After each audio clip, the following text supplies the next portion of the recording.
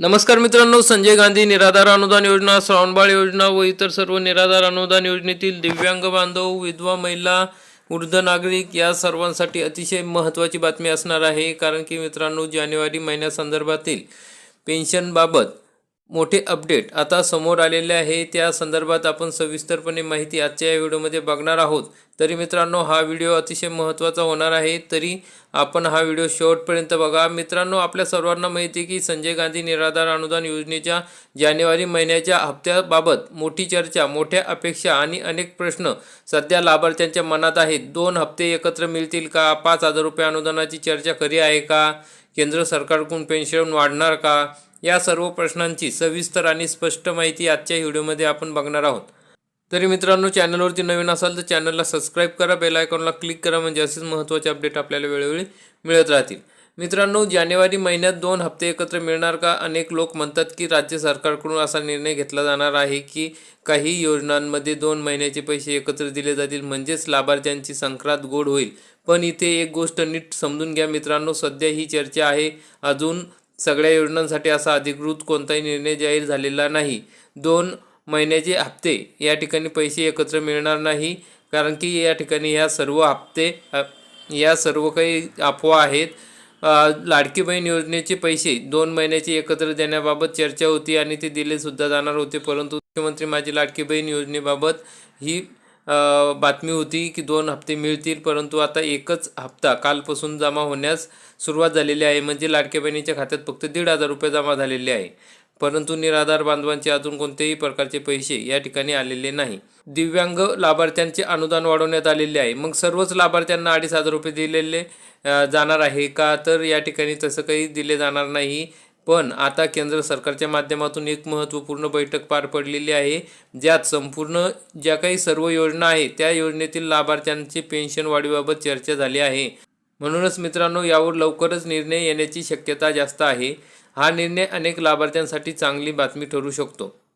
आता पाहू केंद्र सरकारच्या बैठकीत आणि अहवालाबाबत महत्त्वाची माहिती. या बैठकीत चर्चा झालेली आहे की विधवा महिला, दिव्यांग लाभार्थी, श्रावणबाळ योजना, संजय गांधी निराधार अनुदान योजना, तसेच इंदिरा गांधी योजना, इंदिरा गांधी वृद्धापकाळ योजना, विधवा योजना, इंदिरा गांधी दिव्यांग योजना, तसेच कुटुंब कल्याण योजना या योजनांमधील पेन्शन वाढवण्याबाबत केंद्र सरकारकडून राज्य सरकारकडे काही माहिती मागवण्यात येत आहे. त्यामध्ये एकूण लाभार्थी संख्या, कॅटेगरीनुसार लाभार्थी किती आहे आणि संपूर्ण डेटा आणि अहवाल. हा अहवाल सादर झाल्यानंतर पुन्हा एकदा पेन्शन वाढीचा निर्णय घेण्याबाबत या ठिकाणी शक्यता आहे. सर्व लाभार्थ्यांसाठी ही एक अतिशय महत्त्वाची आणि आनंदाची बातमी आहे. तर मित्रांनो, आणखी एका व्हिडिओमध्ये आपण डिटेलमध्ये बघणार आहोत की कशा पद्धतीने केंद्र सरकारने या ठिकाणी पेन्शन वाढीबाबत निर्णय घेणार आहे. तर अशी अधिकृत बातमी आता सध्या चर्चेत आहे. पण मित्रांनो, या ठिकाणी सरसकट अनुदान वाढीची फक्त चर्चा सुरू आहे, अजून कोणताही अंतिम निर्णय झालेला नाही. पेन्शन वाढीचा विषय पुन्हा चर्चेत आल्यामुळे सर्व लाभार्थ्यांसाठी ही एक आशेची गोष्ट आहे. मग आता थोडं थांबा. निर्णयाची अधिकृत जोपर्यंत घोषणा होत नाही तोपर्यंत आपले वाट बघणे गरजेचे आहे. अफवांवर विश्वास ठेवू नका, कारण लवकरच सर्व लाभार्थ्यांचा फायदा होण्याची शक्यता या ठिकाणी आहे. तर मित्रांनो, अशा पद्धतीने ही पेन्शन वाढी संदर्भातली काही आपल्या गैरसमज होते त्याबाबत माहिती सांगितलेली आहे. आणि आता सगळ्यात महत्त्वाचा प्रश्न म्हणजे जानेवारी महिन्याचे पेन्शन कधी मिळणार? अनेक जण म्हणत होते मकर संक्रांतीला, म्हणजे 14 जानेवारीपर्यंत मिळतील, परंतु मित्रांनो, अजूनपर्यंत आज 14 जानेवारी आहे, अजूनपर्यंत काही कोणताही मेसेज आलेला नाही, GR आलेला नाही, ना आपल्या वेबसाईटवरती जो मेसेज येतो तोही आलेला नाही. त्यामुळे मग आता या संदर्भात मंत्रालयात चर्चा केली असता त्या अधिकाऱ्यांनी सांगितलेले आहे की 26 जानेवारीपर्यंत सर्व लाभार्थ्यांच्या खात्यात पैसे जमा होतील. तर मित्रांनो, आज आहे 14 तारीख, म्हणजे आणखी 10 दिवसात आपल्याला हे पैसे मिळतील. मित्रांनो, 26 जानेवारी 2026पर्यंत आपल्याला थांबावं लागणार आहे. त्यामुळे मागच्या वेळेसप्रमाणेच आता 30 तारखेच्या नंतरच हे पैसे लाभार्थ्यांना मिळणार आहे. ही अतिशय महत्त्वपूर्ण आणि खरी अपडेट आहे.